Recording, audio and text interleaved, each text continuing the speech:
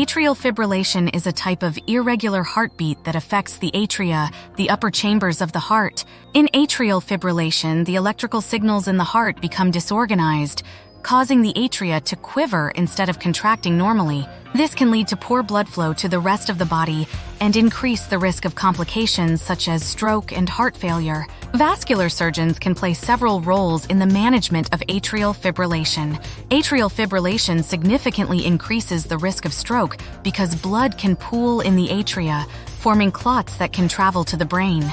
Vascular surgeons may be involved in prescribing or managing anticoagulant medications to prevent clot formation and reduce the risk of stroke. Some patients with atrial fibrillation may also have peripheral arterial disease, a condition where arteries in the limbs become narrowed or blocked. Vascular surgeons specialize in diagnosing and treating peripheral artery disease, which can include lifestyle changes, medications, minimally invasive procedures, or surgery to improve blood flow to the limbs.